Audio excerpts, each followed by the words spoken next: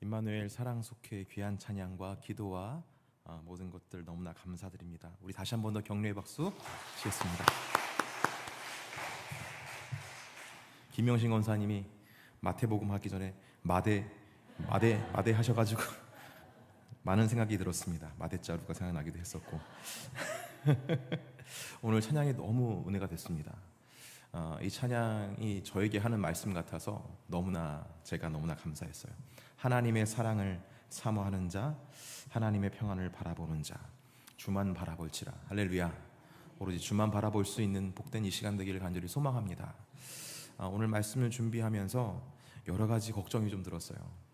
용서에 관한 이야기인데 이 참 현대인들이 하기 어려운 가치 중에 하나인데 이 말씀을 전할 때에 어떤 분들은 마음이 굉장히 어렵지 않을까 그런 생각이 들었는데, 여러분 오늘 찬양이 바로 하나님의 마음이신 줄 기억하시기를 바랍니다.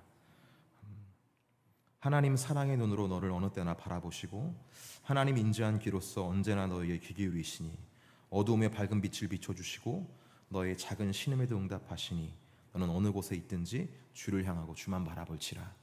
오늘 이 예배 시간에 주만 바라보실 수 있는 저와 여러분 되기를 간절히 소망합니다. 어떤 죄책감의 말들이 들려온다면 이 시간 주님께 점검 받으시고 그리고 주님의 그 살아계신 음성만이 여러분들의 심령에 가득 채워지기를 주 예수님의 이름으로 축복합니다. 여러분, 저는 지난 몇 주 동안에 예수님께서 가르치신 하나님 나라의 비유에 대해서 설교를 했습니다. 여러분, 그런 것을 했다는 거 여러분 기억하십니까? 아니, 목사님 무슨 말씀을 하셨는데 여러분, 제가 하나님 나라의 비유에 대해서 꽤 오랫동안 설교를 했습니다. 담임 목사님이 계실 때부터 그 설교를 했고 안 계실 때도 계속 그 얘기를 했는데, 여러분 지금 그것도 잘 모르신다면 괜찮습니다. 그래야 설교할 맛이 나죠. 하나님 나라의 비유에 대해서 계속 설교해 왔었어요. 수요일 때마다. 오늘도 역시 하나님 비유에 관한 본문을 중심으로 여러분들과 은혜를 나누고자 합니다. 오늘은 특별히 본문에 들어가기에 앞서서 예수님께서 왜 그토록 하나님 나라에 대해서 말씀하실 수밖에 없었는지 그 이유에 대해서 여러분들과 함께 이야기를 나누면서 설교를 시작해 보려고 해요. 1세기의 유대인들의 삶은 로마 제국의 압제로 인해서 힘겨운 삶을 살고 있었습니다. 유대 역사가 요세푸스에 따르면 로마는 유대인들에게 가혹한 세금을 부과했고 그에 따라 그 세금을 감당하지 못했던 사람들은 결국 땅을 잃고 노예로 전락하기도 했었다라고 기록을 하고 있더라고요. 뿐만 아니라 로마 군대는 유대인들의 재산을 약탈하기 위해서 무고한 사람들을 괴롭히거나 처형하는 등 매일의 삶 속에서 이 유대인들은 불안과 좌절을 겪었다고 요세푸스는 기록하고 있어요. 유대인들은 로마의 감시와 통제 아래서 그들의 성전에서 예배조차 온전히 드릴 수가 없었고, 성전은 유대인의 이 신앙생활의 중심인데 로마는 이를 정치적으로 이용하려고 했다는 것입니다. 그래서 요세푸스는 기억하기를 로마 군대가 성전을 모독하거나 성전 재정을 빼앗아가는 등 그런 역사들의 사건들에 대해서 기록을 하고 있어요. 이러한 상황 속에서 유대인들은 자연스럽게 정치적인 메시아를 기다릴 수밖에 없었다는 것입니다. 메시아가 와서 로마의 지배를 끝내고 이스라엘을 가장 다시 강력한 민족으로 세울 것이라는 믿음이 그들에게 유일한 소망이었던 거예요. 희망이었던 거예요. 이들의 이런 믿음은, 이런 소망은 근거 없는 것이 아니라 구약의 선지서의 말씀을 근거로 했습니다. 대표적으로 이사야서와 다니엘서의 말씀인데, 이사야서 9장 6절에서 7절 말씀에 이런 말씀이 있거든요. 이는 한 아이가 우리에게 낳고 그 아들을 우리에게 주신 바 되었는데 그의 어깨에는 정사를 메었고 그의 이름은 기묘자라 모사라 전능하신 하나님이라 영존하시는 아버지라 평강의 왕이라 할 것임이라. 그 정서와 평강이 더함이 무궁하며 또 다윗의 왕자와 그의 나라에 군림하여 이 나라를 굳게 세우고 지금 이후로 영원히 정의와 공의로 그것을 보존하실 것이라. 만군의 여호와 열심히 이를 이루시리라. 이 말씀을 마음으로 받아가지고 오케이. 오케이란 말은 안 하겠죠. 아멘 뭐 이러면서 이사야의 예언에서 메시아는 다윗 왕조를 회복하고 영원한 평화를 가져올 것이다. 그래, 그 통치자를 내가 사모해야 되겠다.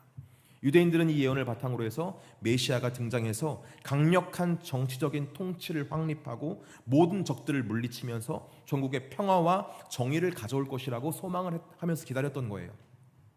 그리고 다니엘서 2장 44절에 이런 말씀이 있어요. 이 여러 왕들의 시대에 하늘의 하나님이 한 나라를 세우시리니 이것은 영원히 망하지도 아니할 것이요 그 국권이 다른 백성에게로 돌아가지도 아니할 것이요 도리어 이 모든 나라를 쳐서 멸망시키고 영원히 설 것이라. 이 말씀도 아멘으로 받았던 거예요.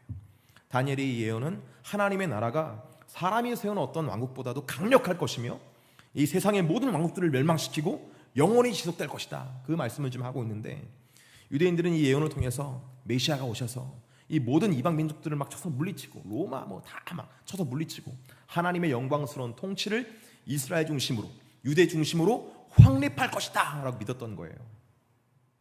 자, 그런데 이런 믿음이 있었던 유대인들에게 예수님께서 전하신 하나님의 나라는 정말 그들의 기대와는 다른 나라였어요. 예수님께서 말씀하신 하나님의 나라는 어디에 임하냐? 바로 우리 내면에 임한다고 이야기를 하셨습니다. 누가복음 17장 21절 말씀인데요, 하나님의 나라는 너희 안에 있느니라. 그때 당시 사람들이 들었을 때는 이게 뭔 소린가 싶었을 거예요. 하나님의 나라는 물리적이거나 외적인 강력한 통치라기보다 마음의 변화와 회개를 통해서 이루어지는 것임을 강조했던 것이죠. 예수님은 산상수훈에서 심령이 가난하다는 복이 있나니 천국이 그들의 것이며 이렇게 말씀하셨어요. 하나님 나라는 힘 있는 자의 차지하는 나라가 아니라 마음이 가난한 자, 세상에서 소외된 자들이 소유하게 될 것이다, 이런 말이거든요. 더불어서 예수님께서는 하나님 나라에서 큰 자가 되려면 스스로 낮추고 섬기는 자가 되어야 한다고 가르치셨어요. 어린아이를 앞에 세우시면서 누구든지 이 어린아이와 같이 자신을 낮추는 사람이 천국에서 큰 자다. 예수님께서 전하신 하나님 나라는 어떤 권력과 힘으로 이루어지는 게 아니라 마음의 변화와 회개를 통해서 이루어지는 나라였고, 예수님은 그 나라가 자비와 용서와 사랑과 겸손으로 세워지는 나라다라고 말씀을 하셨어요. 자, 여러분들이 당시 유대인들이었다면 예수님의 이 말씀을 어떻게 들으셨겠습니까? 지금 자신들에게 필요한 사람은 정치적인 메시아, 강력한 군상, 로마를 무찔러서 강력한 나라를 이루어내는 그런 메시아를 기다리고 있는데, 그렇게 다윗 왕조를 회복시켜야 되는데 지금 저 인간 뭐라고 말하는 거야? 이러지 않았을까요? 근데 여러분, 이후로 진행되는 역사를 살펴보십시오. 역사적으로 많은 강력한 제국들이 있었어요. 물론 그 제국들은 어떤 번영의 시기를 누리기도 했지만 하나도 빠짐없이 모두 쇠퇴하고 무너졌다는 것을 우리는 역사를 통해서 확인하게 됩니다. 성경의 애국, 아수르 제국, 바벨론 제국, 페르시아 제국, 그리스 제국, 로마 제국, 그리고 나폴레옹의 프랑스 제국, 히틀러의 독일과 같은 그런 근대의 강력한 국가들까지 어김없이 힘으로 승한 나라는 다 힘으로 무너지고 말았습니다. 하지만 이와 대조적으로 예수님께서 말씀하신 하나님의 나라는 시간이 지남에 따라 더욱더 확장되고 깊어지는 것을 보게 되는 거예요.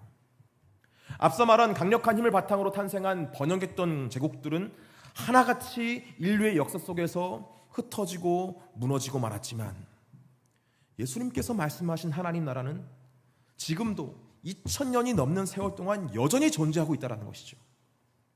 물론 기독교의 역사 속에서 굉장히 많은 시련과 박해를 받아왔습니다.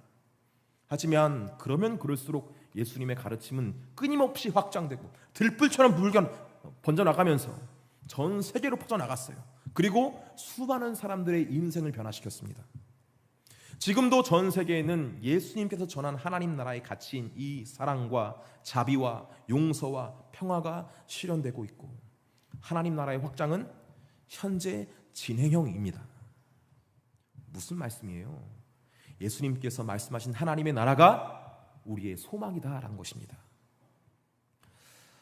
아멘이 없는 거 보니까 어쩌면 우리네 지금의 삶 속에서 추구되고 있는 것이 크고 강력하며 탁월한 어떤 무엇일 수 있어요. 그런 것들이 우리의 삶을 붙잡아 줄 것이라고, 일으켜 세워줄 것이라고 기대할 수 있습니다.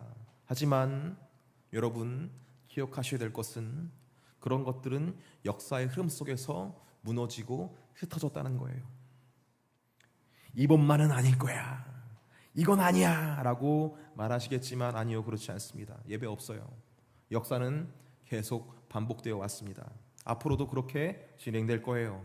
왜냐하면 하나님께서 지금도 살아계셔서 역사를 섭리하시기 때문에 그렇습니다.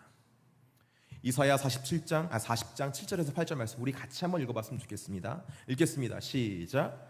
푸른 마르고 꽃이 시들면 여호와의 기운이 그 위에 불미라.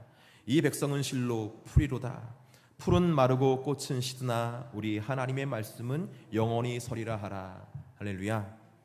우리가 붙잡아야 될 것은 예수님께서 말씀하시는 영원한 가치, 하나님의 나라인 줄 믿습니다. 오늘 예수님께서는 우리에게 이 하나님 나라를 세우신 핵심 가치, 용서에 대해서 말씀하실 거예요. 이 말씀을 통해서 우리 안에 하나님의 나라가 한층 더 뿌리 깊게 세워지기를 주 예수님의 이름으로 축복합니다. 마태복음 18장에는 예수님께서 제자들에게 하나님 나라와 그 원칙에 대해서 말씀해 주셨어요. 당시 제자들은 하나님 나라를 너무 세속적으로 이해하고 있었기 때문에 그들에게 하나님 나라에 대한 바른 이해를 알게 하시려는 목적이었습니다. 제자들은 예수님께서 천국에서 가장 누가 큰 자인지 물었죠. 예수님, 누가 천국에서 하나님 나라에서 제일 큰 자입니까? 그러니까 당시 제자들은 예수님께서 세우실 하나님 나라에서 자기들이 어떤 위치일지 되게 궁금했던 거예요. 나는 몇 등일까? 뭐 이런 거. 베드로는 몇 등일까? 뭐 이런 거. 안드레는 몇 등일까? 뭐 이런 거. 그들은 여전히 하나님 나라에서조차 어떤 세속적인 권력과 지위를 갖기를 원했던 거예요. 이에 예수님께서는 한 어린아이를 불러서 그들 가운데 세우시고 천국에서는 이런 어린아이처럼 겸손하고 순수한 자가 큰 자다 이렇게 말씀을 하셨죠. 하나님 나라는 권력과 지위가 아니라 스스로 낮추고 하나님을 의지하는 겸손이 중요함을 강조하신 것입니다. 이어서 예수님은 믿음이 연약한 사람들을 돌보는 것이 중요하다라고 이야기를 하셨어요. 하나님 나라에서 작고 연약한 사람들을 섬기는 것이 곧 예수님을 섬기는 것이다 라는 취지로 말씀하신 거죠. 그러면서 예수님은 누구든지 이 작은 자를 실족하게 한다면 그것은 매우 큰 죄라고 경고하시면서 연자맷돌을 목에 달고 바다에 빠지는 것이 더 낫다라고 말씀을 하셨습니다. 그만큼 다른 사람을 실족하게 하는 것이 큰 죄라는 것을 말씀하시는 것이죠. 예수님께서는 믿음이 약하고 사회적으로 소외된 자들을 잘 돌봐야 함을 강조하셨던 것입니다. 이어서 예수님께서는 길 잃은 양 비유를 통해서 하나님 아버지의 마음에 대해서 말씀하시기 시작하셨어요. 목자가 99마리의 양을 두고 길 잃은 한 마리의 양을 찾아 나서는 모습을 말씀하시면서 하나님께서는 모든 사람, 특히 소외되고 잃어버린 자들을 돌보시고 그들이 돌아오는 걸 너무 기뻐하신다. 그렇게 하나님 아버지의 마음에 대해서 이야기를 하셨죠. 자, 이렇게 돌아오는 것, 누군가 잃어버린 자를 찾는 것, 그렇게 모이는 것, 이 공동체의 어떤 사랑을 굉장히 중요하게 생각하셨는데, 그렇다면 죄인에 대해서는 어떻게 될까? 공동체에서 문제를 일으킨 사람들은 어떻게 될까? 그 이후에 예수님께서는 죄를 범한 사람, 그러니까 공동체에서 문제를 일으킨 사람들을 이렇게 처우해야 된다라고 이야기를 하셨어요. 그 부분은 한번 제가 말씀을 한번 읽어보도록 할게요. 마태복음 18장 15절에서 17절까지의 말씀인데 제가 여러분 읽어보겠습니다. 네 형제가 죄를 범하거든 가서 너와 그 사람과만 상대하여 권고하라. 만일 들으면 내가 내 형제를 얻는 것이요, 만일 듣지 않거든 한두 사람을 데리고 가서 두세 증인의 입으로 말마다 확증하게 하라. 만일 그들의 말도 듣지 않거든 교회의 말하고 교회의 말도 듣지 않거든 이방인과 세리와 같이 여기라 라고 얘기하셨습니다. 예수님께서는 문제 일으킨 사람이 있으면 먼저 개인적으로 찾아가서 만나봐라 이렇게 말씀하시는 거예요. 그래서 그 개인적으로 만나서 당신 이런 거를 잘못했는데 빨리 돌이키시라고 그렇게 회개할 수 있도록 도우라는 거예요. 아주 은밀한 중에 찾아가서. 그런데 여전히 죄에서 돌이킬 생각을 하지 않으면 그때 어떻게 되냐? 두세 사람의 증인을 데리고 가서 해결하라고 말씀하십니다. 그러니까 공정성을 얘기하라는 거예요. 이 사람이 그 당신 얘기지 뭐 내가 지금 당신 말만 듣고 그렇게 회개를 해야 돼? 이렇게 반응을 할 수 있으니까 두세 사람을 공증할 수 있는 사람 데리고 가가지고 객관적으로 그의 죄를 지적해서 회개를 촉구하라는 거예요. 여기에서 포인트는 뭐냐면은 지적하라는 게 아니라 회개할 수 있도록 돌이켜라는 거예요. 그 죄를 지적해서 그가 돌이킬 수 있도록. 그런데 그럼에도 돌이키지 않으면은 교회 전체에 알려라. 교회 전체 알려라. 교회 공동체 전체가 나서서 그 사람이 회개할 수 있도록 도와야 된다. 이렇게 얘기를 하십니다. 그런데 그래도 안 돌이킨다. 그러면 그때 어떻게 해야 돼요? 이방인과 세리와 같이 그 사람을 외인 취급해라. 이렇게 지금 얘기를 하셨어요. 그래서 그를 공동체 일원으로 더 이상 간주하지 말아라. 이렇게 말씀하시는 거예요. 이런 단계가 있었습니다. 자, 그런데 여러분, 우리는 예수님 말씀 중에서 한 가지 어떤 긴장 상태를 우린 보게 됩니다. 뭐냐면은 하나님 아버지께서는 공동체 내에서 실족하는 이가 없기를 바라시고 또 누군가 잃어버린 양이 돌아오는 걸 정말 기뻐하시는데 또 한편으로는 죄를 범한 사람을 공동체에서 내쳐야 된다라고 말씀하시는 거는 이게 뭔가 이게 상충되는 것 같은 느낌이 들잖아요. 공동체의 질서와 한 영혼을 향한 사랑, 이 사이에서 어떤 긴장감이 느껴지는데 이걸 어떻게 균형을 맞출 수 있을까? 이런 의문이 드는 것이죠. 그래서 베드로가 예수님께 질문을 하는 겁니다. 마태복음 18장 21절 말씀 같이 한번 읽어보도록 할게요. 읽겠습니다. 시작. 그때에 베드로가 나와서 이르되 주여, 형제가 내게 죄를 범하면 몇 번이나 용서하여 주리이까? 7번까지 하오리이까? 그러니까 베드로의 질문 속에서 우리가 알 수 있는 것이 있습니다. 일단 베드로는 예수님의 마음을 어느 정도 이해했던 것 같아요. 즉, 한 영혼을 향한 하나님의 사랑이 참 크시다라는 것을 알고 있었어요. 그래서 한 영혼이 죄를 범하고 그로 인해서 공동체를 나갔다 하더라도 죄를 뉘우치고 돌아온다면 어떻게 해야 될까요? 그를 내쳐야 될까요? 아니라는 거죠. 어떻게 되는 겁니까? 용서를 해야 한다. 여러분, 제가 어려운 말씀 드리는 건가요? 용서를 해야 하는 거예요. 용서하는 게 누구의 마음이에요? 하나님 아버지의 마음이라는 거예요. 그걸 이해하고 있었어요, 베드로는.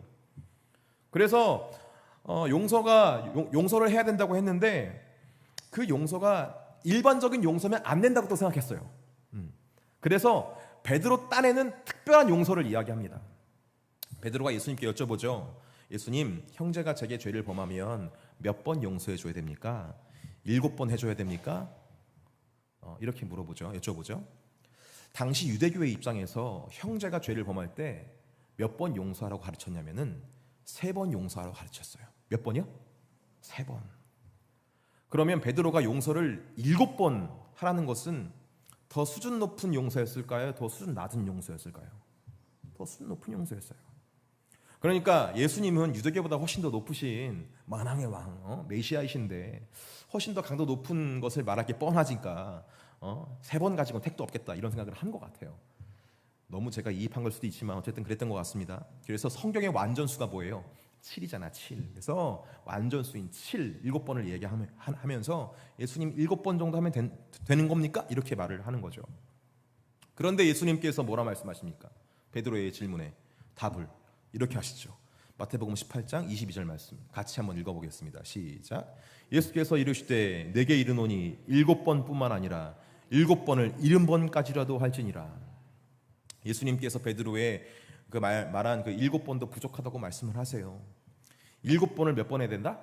70번 해야 된다. 이거 곱셈하면 어떻게 돼요? 7, 7에 49, 400 맞죠?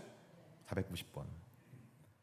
근데 여러분, 여기서 예수님께서 말씀하시고자 하는 취지는 490번이라는 횟수가 중요한 게 아니에요, 여러분.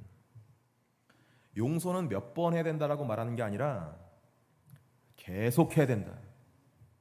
무한정 해야 된다. 지금 이것을 말씀하시는 겁니다. 여러분, 저는 개인적으로 무한 리필 좋아합니다. 김동환 목사님하고 조한희 목사님은 질색을 하시겠지만 저는 정말 좋아해요. 지환이와 자주 갑니다. 아내와 자주 가요. 일단 벌써 어감이 좋잖아요. 무한 리필. 얼마나 걱정, 근심이 사라지는 말입니까? 근데 여러분, 용서를 무한정 한다는 것은 이건 좀 다른 느낌이죠. 쉽지 않습니다. 정말 어려운 것 같아요. 근데 여러분, 예수님께서 용서를 몇 번 해야 된다, 용서를 무한정 해야 된다, 그 횟수를 말하시고 싶은 게 아니라는 사실을 기억하셔야 돼요. 베드로의 질문에 대답하신 후 한 가지 비유를 말씀하십니다. 그 비유를 이렇게 쭉 들어보면은 여기에 담겨져 있는 용서가 예수님께서 말씀하시고 싶은 용서였어요. 그 비유에 대해서 말씀드려볼게요. 먼저 예수님께서는 어떤 왕을 이야기하십니다. 어떤 왕이 자신의 종들과 결산을 하려고 했다라고 이야기를 하세요. 당시 사회에서 주인이 종들과 결산을 통해 하고 싶었던 건 뭐냐면은 그 종들이 맡았던 일들을 잘 했는지를 묻고 따지는 겁니다. 이 결산은 종들이 그동안 어떻게 주인의 재산을 잘 관리했는지 평가하고 빚이나 수익이 얼마나 되었는지를 따지는 아주 중요한 시간이었던 거예요. 이 결산의 때를 생각하다 보면 우리도 언젠가 하나님 앞에서 우리 인생에 대해서, 삶에 대해서 결산을 맞이할 때가 올 것을 짐작할 수 있습니다. 여러분들께 막간을 이용해 질문해 볼게요. 우리는 지금 그 결산을 잘 준비하고 있습니까? 어쨌든 비유로 돌아와서 결산을 하는 도중에 발칵 뒤집히는 사건이 발생하는 거예요. 한 종이 왕에게 10,000달란트를 빚진 것이 드러났습니다. 10,000달란트 하니까 여러분들 이 개념이 안 서실 텐데 1달란트가 6,000데나리온이라고 하고요. 1데나리온이 일용직 하루 일당이라고 말하니까, 그러니까 이 하루 일용직 일당을 10만 원이라 치고 이것을 1달란트는 그럼 얼마예요? 6,000데나리온이니까 10만 원에 6,000원 곱하면 6천만 원 곱하면 어떻게 되는 겁니까? 10만 원에서 6,000데나리온 곱하면은 제가 계산했으니까 알려드릴게요. 6억이에요. 1달란트는 6억입니다. 그럼 10,000달란트는 몇 달? 예? 1달란트가 6억인데 10,000달란트는 6조. 6조. 놀라지 않는 거 보니까 여러분 다들 통장에 6조 정도는 있으신가 봐요. 6조. 도와주세요. 네. 아니, 제가 보면서 되게 제가 감정을 이입했던 것 같아요. 아니, 뭔 짓을 했길래 6조를 빚졌을까 막 이런 생각이 드는 거예요. 어쨌든 엄청난 빚이 있다는 것이 드러났습니다. 그러니까 뭐 이건 도저히 갚을 수가 없는 거예요. 이 지점에서 우리가 묵상할 수 있는 바가 무엇일까요? 우리가 하나님께 진 빚이 이 정도라는 거예요. 이 빚은 뭐 부채라고 얘기할 수 없습니다. 그냥 빚이라고 말할 수가 없어요. 로마서 6장 23절에 보면 죄의 삭시 나옵니다. 죄의 삭. 죄의 삭시 뭐죠? 사망입니다. 죄의 삭은 사망이에요. 우리의 죄로 인해서 하나님께 빚진 것을 이렇게 이야기할 수 있는 거예요. 어떤 걸 빚졌습니까? 사망. 그냥 죽는 것이 아니라 지옥 가는 것을 우리는 빚졌다는 거예요. 영원한 죽음이 우리의 삶의 결과라는 거예요. 그것이 결산의 때 나타난다는 것이죠. 이거는 우리의 힘으로 절대 갚을 수 있는, 해결할 수 있는 그런 것들이 아닙니다. 그저 영원한 심판으로 짊어질 수밖에 없는 것이었죠. 이것이 만약 우리에게 빚이라면은 우리는 우리의 힘으로 그 빚을 갚을 수가 없는 것입니다. 왕은 이 종이 빚을 갚지 못할 것을 알고 있었어요. 그래서 야, 너는 못 갚으니까 너도 노예로 들어가고 너의 가족들과 모든 집 다 팔아서 빨리 이거 갚도록 해. 이렇게 얘기를 합니다.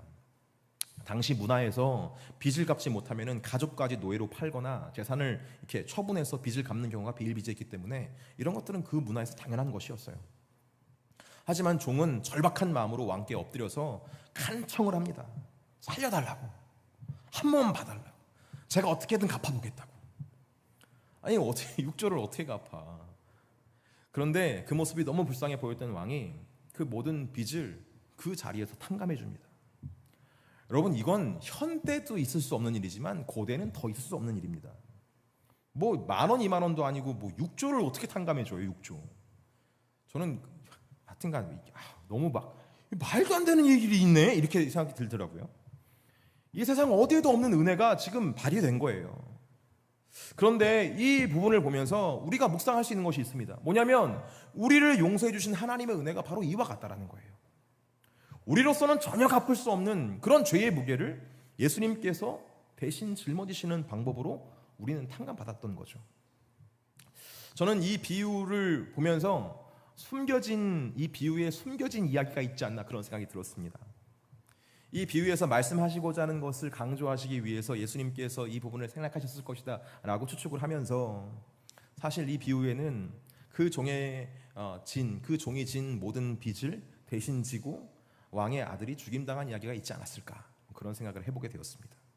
이 숨겨져 있는 이야기인데 이 숨겨진 이야기를 우리는 꼭 기억할 수 있어야 되겠어요. 어쨌든 이렇게 큰 은혜를 받은 것이 우리이고 이 종이란 사실. 그런데 이 종이 이런 은혜를 받고 나서 연신 감사 인사를 한 후에 자유의 몸이 되어서 밖으로 딱 나갔습니다. 근데 밖에서 나가자마자 거리를 걷던 중에 자기에게 100데나리온을 빚진 동료를 만납니다. 친구를 만나요. 100데나리온이란 것은 약 3개월치 급여로 약 1,000만 원 정도 되는 돈입니다. 정말 큰 돈이죠. 하지만 이 종이 탕감받은 그 은혜에 비해서는 뭐 비교할 수 없이 작은 돈일 수 있습니다. 하지만 이 종은 빚진 자의 목을 잡습니다. 목 잡으면 어떻게 돼요? 이거 살인 미수예요, 여러분. 목 잡아보셨습니까? 저도 안 잡아봤어요. 네, 어쨌든 간에 목 잡고 빚 갚으라고 막 똑똑하는 거예요. 자신이 받은 은혜와 자신이 해야 할 책임을 연결짓지 못하는 우리의 모습이 이 비유 속에서 밝히 드러나고 있는 장면인 것 같아요. 종에게 빚진 자가 애걸합니다. 한 번만 살려주세요. 이 친구인데 참아주소서, 살려주소서, 이렇게 말해요. 종처럼 내가 반드시 갚겠습니다. 그런데 절대 들어주지 않죠. 바로 감옥에 쳐넣습니다. 이런 그의 행동이 왕에게 보고되죠. 왕이 대노를 합니다. 데리고 와! 그래가지고 그 종에게 뭐라고 말합니까? 마태복음 18장 32절에서 34절까지의 말씀으로 얘기하는 거예요. 읽어보겠습니다. 시작. 이에 주인이 그를 불러다가 말하되 악한 종아, 내가 빌기에 내가 네 빚을 전부 탕감하여 주었거늘 내가 너를 불쌍히 여김과 같이 너도 내 동료를 불쌍히 여김이 마땅하지 아니하냐 하고 주인이 노하여 그 빚을 다 갚도록 그를 옥졸들에게 넘기니라 라고 나와 있습니다. 저는 오늘 본문에 나온 말씀들을 쭉 묵상하면서 베드로가 생각한 용서와 예수님께서 말씀하신 용서의 차이점이 있다는 것을 알게 되었어요. 베드로는 예수님께 이렇게 여쭤봤습니다. 예수님, 형제가 제게 죄를 범하면 몇 번 용서해야 되겠습니까? 7번까지면 되겠습니까? 이렇게 여쭤보죠. 이 질문은 단순해 보이지만 그 안에는 인간적인 계산과 타협이 숨어 있습니다. 베드로는 당시 유대 사회의 기준인 3번 용서하는 관습을 넘어서 7번까지 용서하는 것이 관대하다고 생각을 했어요. 그에게 7번이라는 것은 인간적으로 가능한 최선의 용서였을 것입니다. 근데 이 베드로의 용서가 우리에게 너무 익숙한 것이죠. 우리는 종종 누군가를 용서할 때 이 정도면 충분하다라고 생각을 합니다. 용서를 하면서 한 번 참아주고 또 용서를 하면서 2번 참아주고 이걸 마음으로 횟수를 세요. 그리고 열심히 용서를 합니다. 하지만 같은 잘못을 계속 상대방이 반복을 하면 우리는 점점 지쳐가요. 그러면서 용서를 해줄 때마다 우리의 마음속에 스물 올라오는 질문이 있습니다. 스스로에게 내리는 질문이 있어요. 어디까지 용서를 해야 되지? 난 여기까지가 한계인데 이 이상 용서하면 내가 너무 미치는 거 아닌가? 내가 나를 너무 무시하지 않을까? 나를 너무 쉽게 보지 않을까? 이런 생각. 우리는 우리의 한계, 우리의 어떤 감정, 우리의 상황에 따라 용서의 범위를 정하고 그 선을 넘으면 그 이상은 용서할 수 없다고 결론을 내립니다. 그런데 예수님의 생각은 달랐어요. 7번뿐 아니라 7번씩 70번이라도 할지니라. 그러니까 예수님께서 말씀하신 용서는 더 많이 해야 된다, 더 자주 해야 된다, 이런 속뜻이 아니에요. 예수님께서는 무한한 용서를 말씀하시고 용서에 한계를 두지 말아야 된다고 말씀하시는 거거든요. 근데 여러분, 이 말씀 속에는 깊은 영적인 원리가 하나 숨겨져 있습니다. 예수님께서 말씀하신 용서는 우리의 존재를 기반한 용서가 아니라는 거예요. 예수님께서 말씀하신 용서는 우리의 존재를 기반한 용서가 아닌 하나님께 뿌리를 둔 용서, 하나님께서 베푸신 은혜의 사랑에 기반한 용서를 말씀하시고 있는 겁니다. 저는 본문의 비유를 묵상하면서 그런 생각이 들었어요. 과연 이 종은 왕에게 탕감받은 은혜를 제대로 알고 있었을까? 아마 그 은혜의 깊이를 제대로 이해하지 못했을 수 있습니다. 뭐 여러 가지 이유가 있었을 것 같아요. 생각해 보면 사실 이 6조라는 돈은 너무나 천문학적인 금액이기 때문에 이거 탕감 받았다는 걸 이렇게 실감하지 못했을 수도 있겠습니다. 뭐 예를 들어서 한 뭐 2천만 원, 3천만 원, 5천만 원 정도를 탕감 받았다 그러면은 자기한테 빚진 사람이 1천만 원 정도니까 이거 좀 비교해서 내가 5천만 원 받았는데 1천만 원 정도는 이렇게 생각할 수 있었을 것 같아요. 근데 이 터무니없이 많은 걸 받으니까 이걸 은혜로 생각하지 못하는 거예요. 피부에 와닿지 않는 거죠. 그래서 그랬겠나?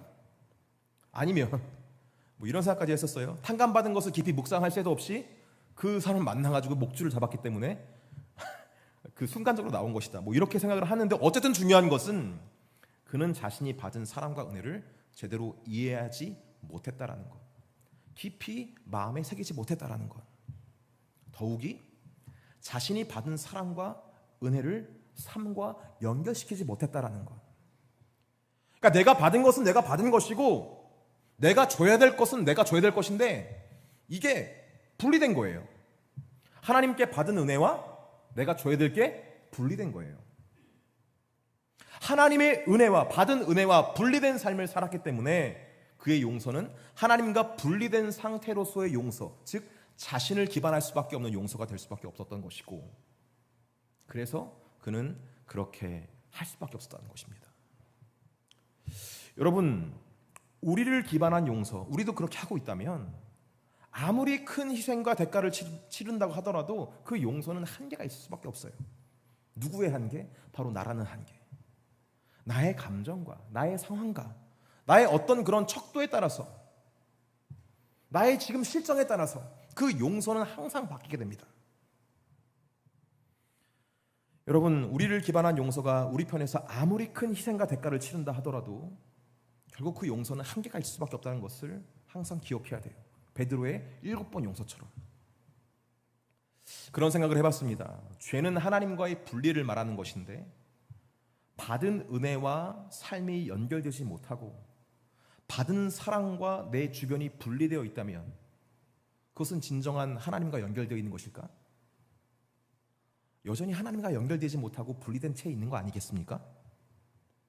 하나님의 사랑은 사랑이고 나의 삶은 나의 삶이야. 여러분, 이거 분리되어 있는 거잖아요. 그럼 여러분, 이거는 하나님과 분리되어 있는 거랑 마찬가지라는 것입니다.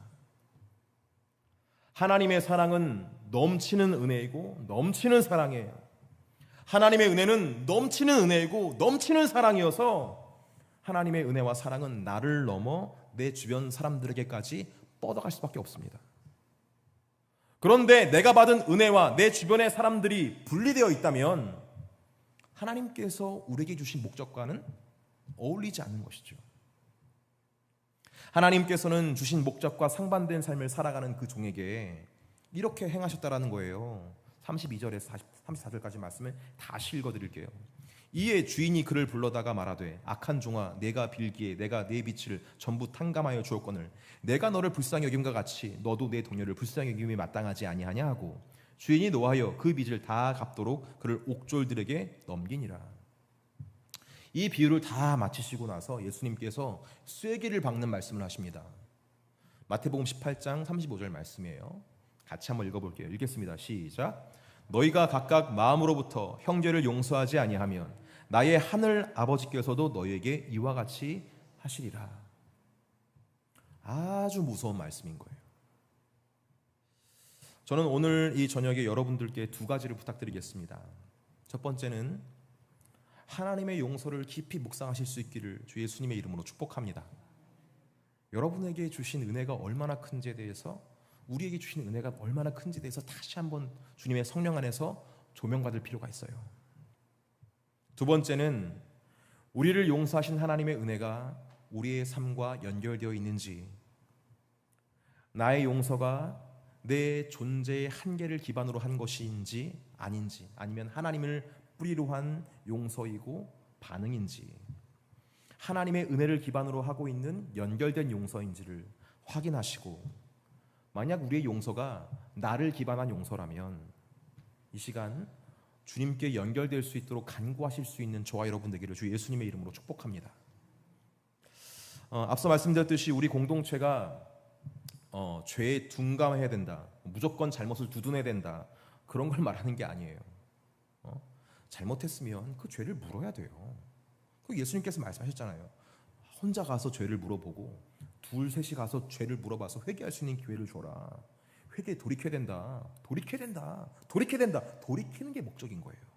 돌이켜서 공동체로 들어오면 누가 제일 기뻐하시는 거예요? 하나님 아버지가 제일 기뻐하십니다. 그거 하자는 거예요. 그러면 그 죄를 물어서 회개하겠다라고 하면 어떻게 해야 돼요? 우리는 용서를 해야 되는 거예요. 받아줘야 되는 거예요. 그 지체가 참회를 하고 용서를 구한다면 우리는 우리가 하나님께 받은 용서를 기반으로 생각해야 되는 거예요. 내가 이 정도니까, 사회에서는 이 정도로 하니까. 여러분, 그건 통하지 않습니다. 기독교, 교회, 성도의 용서는 사회, 상식, 경험, 절대로 그런 용서하면 안 됩니다. 하나님을 기반으로 한 용서, 받은 은혜를 기반으로 한 용서여야 된다는 것입니다. 그게 예수님의 가르침이었어요. 인정하시면 아멘 해주시기 바랍니다. 그게 하나님께서 원하시는 용서예요. 여러분, 35절의 말씀이 저를 가장 마음 뛰게 만드는 거예요. 너희가 각각 마음으로부터 형제를 용서하지 아니하면 나의 하늘 아버지께서 너희에게 이와 같이 하시리라. 엄청 무서운 말씀이잖아요. 이 말씀을 토대로 18장 말씀을 거꾸로 한번 읽어보세요. 실족하는 자를 마음 아프게 하면은 예수님께서 말씀하시잖아요. 연자맷돌 목에 걸고 바다에 빠지는 게 낫다. 그게 더 낫다. 여러분, 예수님이 사랑만 말씀하시는 것이 아니라 이 지금 하나님 나라의 질서를 이렇게 강력하게 말씀하시는 거예요. 왜 그렇습니까? 우리가 이런 세상에 잇대어서 사는 어떤 그런 쓰러지는 삶이 아니라 영원히 하나님 나라에 잇대고 기억되는 삶을 살길 원하시기 때문에 바로 이 말씀을 강력하게 하시는 것임을 여러분 기억하실 수 있기를 바랍니다. 그래서 오늘 우리의 모든 용서와 삶의 모든 부분들이 하나님과 연결될 수 있기를 주 예수님의 이름으로 축복합니다. 저는 오늘 말씀 묵상하면서 비단 이것이 용서만 문제일까라는 생각이 들었어요. 우리가 누리는 기쁨, 우리가 하는 감사, 우리가 하는 신앙생활은 모두 어디에 뿌리를 두고 있어야 됩니까? 하나님께 뿌리를 두고 있어야 한다는 거예요. 여러분, 우리가 어떻게 항상 기뻐할 수 있겠어요? 항상 기뻐할 수 없습니다. 항상 기뻐할 수 있는 것은 하나님과 연결되었을 때, 주님이 우리에게 주시는 구원의 기쁨이 우리에게 임했을 때 항상 기뻐할 수 있는 거예요. 우리가 어떻게 항상 감사할 수 있겠습니까? 모든 상황에 감사할 수 없는 상황뿐밖에 없는데 하나님이 계시기 때문에 감사할 수가 있는 거예요. 용서도 마찬가지예요. 우리가 어떻게 용서할 수 있습니까? 하나님이 계시기 때문에, 하나님께서 우리를 용서하시기 때문에, 하나님께서 그를 용서하시길 원하시기 때문에 우리가 용서할 수 있는 거예요. 모든 것은 하나님을 기반으로 한 신앙생활이어야 한다는 것이 바로 성경의 가르침이라는 것을 알게 되면서 간절히 부르짖게 되는 거예요. 주님, 우리 공동체가 주님을 기반으로 한 신앙생활을 할 수 있도록 주께서 은혜를 허락하여 주시옵소서. 세상보다 조금 더 난 그런 공동체가 아니라 하나님의 영광과 하나님의 생명과 하나님의 사랑을 드러낼 수 있는, 하나님의 살아계심을 드러낼 수 있는 복된 공동체 될 수 있도록 주님께서 인도하여 주시옵소서. 그런 공동체가 하나님 자녀의 공동체고, 그런 공동체가 예수님의 제자 공동체인 줄 믿습니다. 오늘 이 시간 나의 안에 거하라는 찬양으로 함께 주 앞에 나아가시겠습니다. 주님 안에 거하여 주님의 마음이 우리의 마음이 되고, 주님의 그 존재가 우리의 존재의 기반이 될 수 있도록 여러분 함께 우리 찬양하면서 주님 안에 거할 수 있는 시간 되기를 바랍니다. 나의 안에 거하라. 나는 내 하나님이니 모든 환난 가운데 너를 지키는 자라. 두려워하지 말라. 내가 널 도와주리니 놀라지 말라. 내 손 잡아주리라. 나의 안에 거하라. 나의 안에 거하라. 나는 내 하나님이니 모든 환난 가운데 너를 지키는 자라. 두려워하지 말라. 내 놀라지 말라. 내 손 잡아주리라. 내가 너를 지명하여 불렀나니 너는 내 것이라. 내 것이라. 너의 하나님이라. 내가 너를 보배롭고 존귀하게 여기노라. 너를 사랑하는 내 여호와라. 나의 안에 거하라. 나의 안에 거하라. 나는 내 하나님이니 모든 환난 가운데 너를 지키는 자라. 두려워하지 말라. 내가 널 도와주리니 놀라지 말라. 내 손 잡아주리라. 내가 너를 지명하여 불렀나니 너는 내 것이라. 내 것이라. 너의 하나님이라. 내가 너를 보배롭고 존귀하게 여기노라. 너를 사랑하는 내가 너를 지명하여 불렀나니